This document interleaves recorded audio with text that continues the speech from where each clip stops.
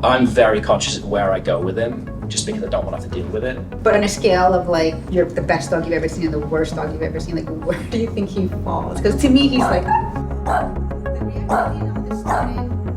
maybe too much for him. I'll walk him early in the morning and late at night, because that generally is when there are fewer dogs around. yeah, it's like, is there, I mean, I would love to say that there's hope for him, yes. My clients sound like a broken record, don't they? So many dog owners all over the world have a problem with their dog, and they continue to have a problem with their dog because simply they're hiring the wrong dog trainer for them. Let me explain. Every single month, dogs from all over the country come to the Upstate Canine Academy with the most reactive, most aggressive, most anxious, most fearful, most disobedient dogs in the country. And most of them have worked with, if not one, several other dog trainers. And within 2 days, they leave this facility in a group class setting. How? Why is the system broken? Why are dog owners failing? I just see so many dogs that have got issues. It just feels like something's missing, you know? In this video, I'm gonna go over exactly why these things are happening. And in order to get the full context in this story fairly, I would encourage you guys to watch the video to the end so you know exactly each individual step and why these things are happening. I think we've tried working on reactivity through positive reinforcement, but it just feels so passive to me. It's almost like you're avoiding the problem. It's like, okay, well, start with 60 feet away from my dog. Pay him for that. Try 59 feet. Can't we be a bit more like proactive about this? First, we have to define what these guys are talking about. Positive reinforcement only training. This is something you guys see on my channel almost every single video. Let's talk about it. Positive reinforcement is adding something to the equation. Positive. Okay? Positive. Now, in the dog training industry, positive is looked at as rainbows and butterflies. No, false. That's marketing manipulation. That's not what it is. Positive is literally like math. We're adding something in. It's a green light. We want you to do this again. You did it, we want you to do it again. Encouragement, good job. That's what positive reinforcement only means. When you have a reactive dog, it's doing behaviors we don't want to see, like these owners and millions of other dog owners out there that have discovered this whole thing, where they're going, why am I using only positive reinforcement when I actually want to get rid of these behaviors? The metaphor I'd use, since we're now parents, is I see it as the equivalent to gentle parenting. It was like a light switch for me with this dog. I'm like, oh, yeah, if I correlate to what we're doing with our kid, I'm seeing what parts of gentle parenting work with the kid and what parts of the meet in the middle or go to the other side of the scale are actually more effective. Okay, so now we're gonna move on. What next? There's something called positive punishment, okay? This is a red light. So we're gonna do positive punishment. Okay? So now what's that mean? Positive is adding something to the equation to punish a behavior. Now what's that definition? That's a red light. Do not do this. You're doing this wrong. My son goes to grab a knife out of the dishwasher. I say, no, don't. Ah, okay. Runs away, scares them. I'm using positive punishment in that equation to discourage the behavior that they're doing. Now, here's the problem. There's some people who think that positive reinforcement only training is the only type of training that should ever be done. There's not one living thing on this planet that learns specifically on only positive reinforcement. They have to, in order to make mistakes, learn exactly when they make those mistakes, some of those mistakes being life-threatening or even just jumping on the counter. In order for them to know the exact thing that they did wrong, we have to add something else into the equation. But that's the problem, is there's some people in the dog training industry that only believe in this one side. There's also people in the dog training industry that only believe in this side. They don't believe in rewards. They don't believe in giving your dog perfect example. My dog is eating my freaking coffee table right now that I paid a lot of money for. So with a situation like this, to be fair, we can of course recall the dog off and pay the dog. We can, again, send the dog or cast the dog away to a place. We can just grab the dog and move them out of the situation. But the problem is that type of training is not sustainable.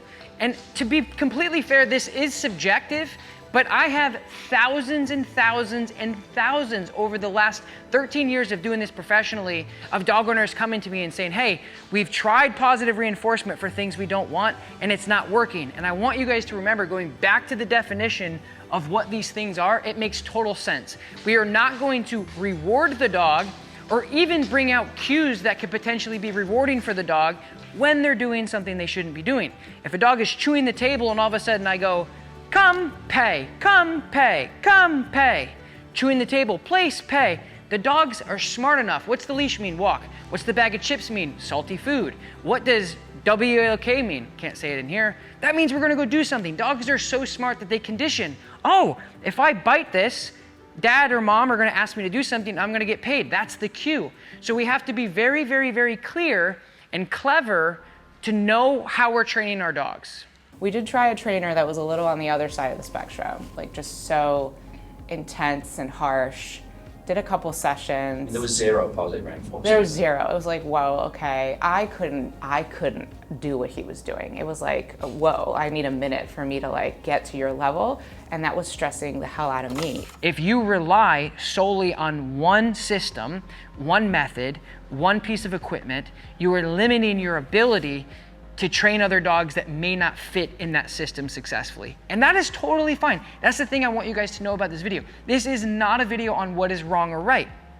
This is just what I'm seeing from somebody who takes in all of these dogs and working with clients. I'm not sitting on this pedestal telling you guys, this is how I think and this is how things should go, and if you don't, then you're wrong. That's not this video. I do not care how you train and what you train in.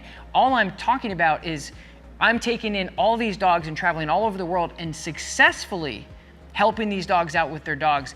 And why is this happening? But most importantly, don't you guys want to know why almost every single dog and their owner comes to me and they say, I've tried this type of training and it failed. I tried this type of training and it failed. I've spent all this money, I've spent all this time and it failed. Why? This is what this video is about. I want you guys to think about that when you're asking yourself these questions of, when I go out and my dog doesn't listen to me, how well do they know the behavior? Are they prepared and ready for the environment you're asking them to do the behavior? And last but not least, do you have an accountability game plan to say, hey, if you don't do it, there's an accountability, there's a correction, there's some sort of punishment if you don't listen to me because you know better? And or are we predicating our entire training off of, hey, I want you to do something, okay, boom. If we're predicating all of our obedience off of this, you will fail because out there is 50 and $100 bills running all over the place. Deer, squirrels, chipmunks, kids, other dogs, seagulls, butterflies, ants, whatever. And then it goes out the window. This was Tyson yesterday. And after one session of clear communication under my training protocols, this is Tyson today. So when he sees any of our neighbors, his immediate response is to pull the leash and go to them because he knows he'll get affection, he'll get love, and he's jumping on them and it's really uncontrollable. As much as they try and off and get down and all that, he just doesn't want to listen.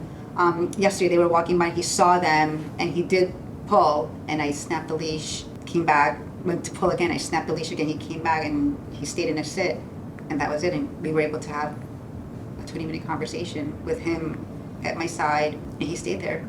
And I was shocked. Cindy just did a quick tug, sat down, and that was pretty much it. Amazing. I am so happy. I always tell people I am not in the dog business, I am in the people business. The dog owners are the only people who can step forward and say, hey, this isn't working, we need to move on to something else. And this is common. This is something that we see every day, every single day, right here on my podcast, here at the facility. And so what about Ralph, the other Frenchie that's in the same program in the weekend?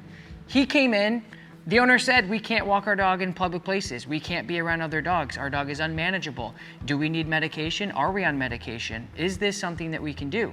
Let's see what Ralph looks like after this same exact training one day later. But Crystal said she walked him last night and it was It's incredible. the Like best just, one you've had, right? yeah. I mean, I was, untrained myself with how my arm was when I was doing the heel walking.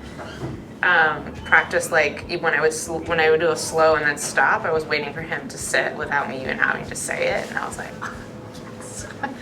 And then I practiced him sitting and distracting with treats and then having him break, and it was really nice. I walked on the busy street, I walked down non-busy streets. It was really nice. It was a very enjoyable walk. Glad to And, hear. and he didn't react, the way I thought with Did you see any dogs? yeah, with dogs. So They were in proximity. fixed in a day, sounds like. No, I mean, but like, he was, it was, the work I needed to do too. So again, guys, I am not trying to sell you on anything. I am not trying to tell you, hey, this is the proper way to train, because no, it's subjective. Nobody is here to say this is the right dog training. There's nobody on this planet that trains the proper way. It is very subjective. That's like saying one guy knows how to cook, the other guy doesn't. Well, let me just see what their dish tastes like. Let me see what it looks like. Are people coming to the restaurant? Are they coming back? Does it taste good? What are the results? What is the actual evidence that that is a good chef? What is the actual evidence that that's a good dog trainer? That's really what matters, is the results and what is happening. I personally just think it comes down to, is your dog trainer the right dog trainer for you? If a dog trainer says, hey, I only, again, going back to the definition of positive reinforcement, I only do positive reinforcement only. I don't correct, I don't hold the dog accountable, I do not tell the dog no and enforce it. The only thing I do is I give positive reinforcement to encourage things. So if you guys are sitting at home going, well, I actually want to discourage things. My dog is jumping, my dog is barking, my dog is lunging, my dog is out of control.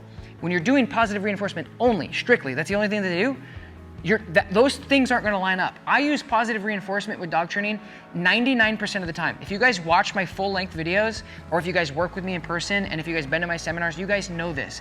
I use 99% of the time. If I'm working with a client for an hour, 59 minutes out of that hour, I'm doing only positive reinforcement. I am shaping, molding, teaching, building a great foundation with the dog, building a good relationship.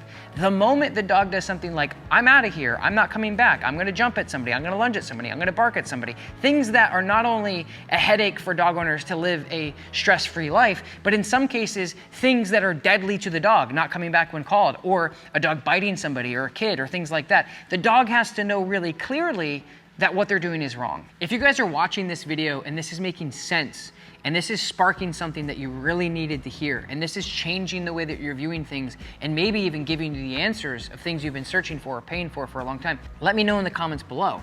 I've spent my entire career helping dog owners achieve the best relationship with their dogs possible. I am never going to have an open argument with somebody because I'm not interested in trying to be right. I'm just interested in showcasing and highlighting really what is working and what isn't working and why. So in the comments below, let me know if you guys ever enjoyed this video, if you want me to do more videos like this, and I appreciate everybody watching. And as always, you guys can check out the #1 dog training podcast in the world, the No Bad Dogs Podcast. You can work with me privately here in my 3-day transformation, just like the dogs in this video. And of course, you guys can work with me online. And we're coming to the Netherlands and we're coming to Nashville this year. And I'm very excited to see you guys. All that information, including my dog reactivity course, my e-collar course, all this stuff that I put out is in the description below. Thank you guys for watching and thank you for the support. And I'll talk to you next time.